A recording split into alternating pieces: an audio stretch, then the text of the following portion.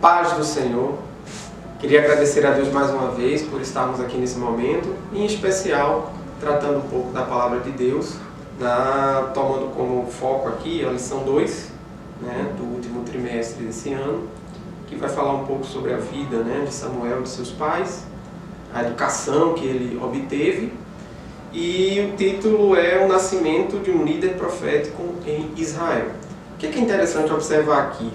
Que apesar da preocupação que os pais tinham, era uma família de levitas, Elcana era levita, ainda assim existiam problemas no lar, a começar pela própria poligamia. Elcana tinha 2 esposas, e isso gerou muitos problemas, principalmente para Ana, a segunda esposa, porque a primeira judiava, falava, caluniava, porque ela não tinha filhos, ou seja, um lar muito complicado, que não é diferente da realidade nossa hoje.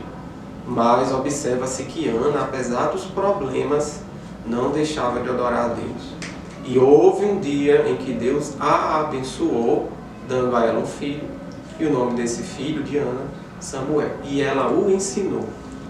Vou pegar só aqui um versículo do texto áureo, que está em 1 Samuel, capítulo 1 e 20, que diz: E aconteceu que, passado algum tempo, a Bíblia não vai especificar quanto, mas passado algum tempo, Ana teve um filho e o chamou de Samuel.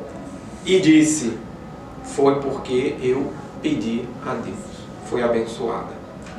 Ainda no livro de 1 Samuel, no versículo 27, Ana demonstra aqui que era uma oração contínua. Pedia e esperava ansiosamente, mas estava aos pés do Senhor, estava tranquila apesar dos problemas.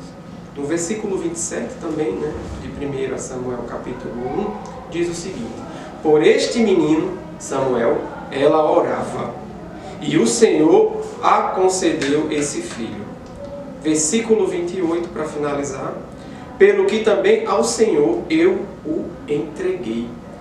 Ou seja, Ana deixa muito claro aqui que a dádiva ou presente que Deus deu, ela estava também concedendo a Deus. Significa dizer que dali para frente Ana iria instruir seu filho Samuel em tudo quanto Deus a ordenara. Ou seja, ensinaria os mandamentos de Deus a seu filho.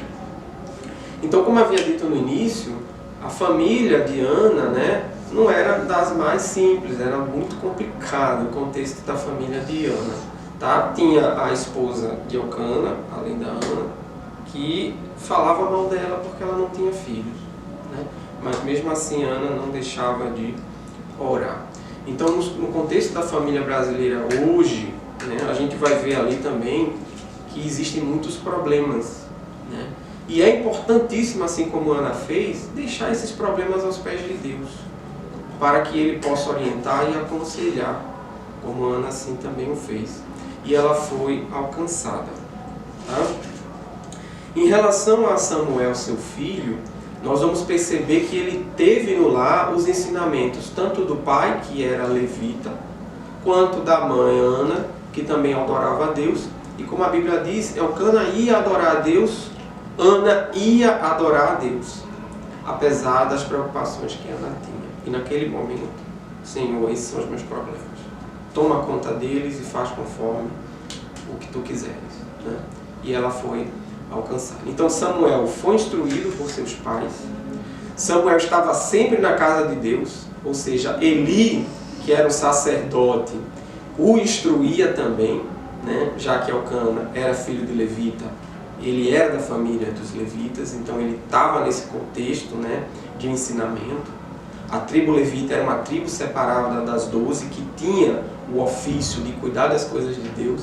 Então, quando tinha batalha, os levitas não se envolviam, porque a responsabilidade dos levitas era cuidar das coisas de Deus. E era isso que Ana estava fazendo, cuidando das coisas de Deus, ensinando seu filho a cuidar também das coisas de Deus. Então, fica como ensinamento para nossas vidas. Não há uma pessoa sequer no mundo que não tenha problemas. Todos nós temos problemas. Aqui estamos nós, diante de diversos problemas, mas nos preocupando em entender a palavra de Deus.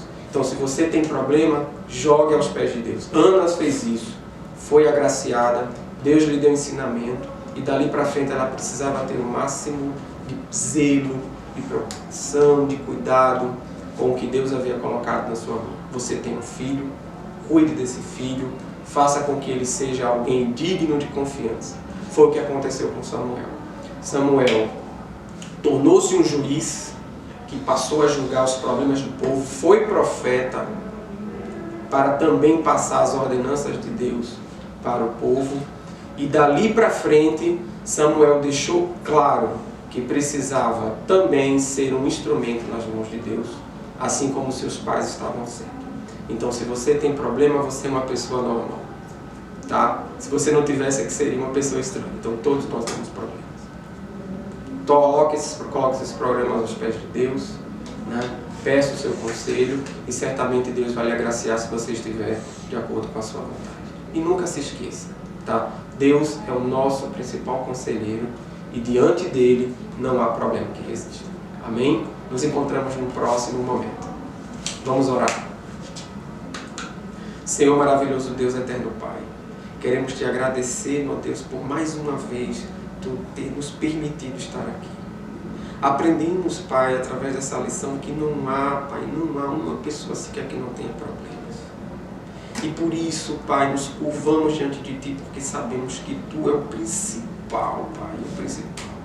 Não há problema que seja maior do que o Teu amor por nós, ó Deus. Precisamos estar tranquilos e conscientes de que o futuro que nos reserva é melhor do que o momento que estamos vivendo agora. Nada se compara, Pai, à salvação. Nada se compara, Pai, a estar contigo nos céus. Olhamos para esse mundo e sabemos, Pai, que um dia tudo isso vai acabar. Os problemas vão junto, ó Deus. Vivemos, Pai, não para agora. Vivemos para o futuro. Vivemos para estar contigo na eternidade, ó Deus. Alcança, Pai, essas vidas, dá-lhes conforto. Porque também sabemos, Pai, que estamos aqui no mundo, estamos sofrendo, estamos preocupados, estamos com uma série de coisas nas nossas cabeças, Pai, nos nossos pensamentos. Mas maior é Tu que estás nos céus, Deus.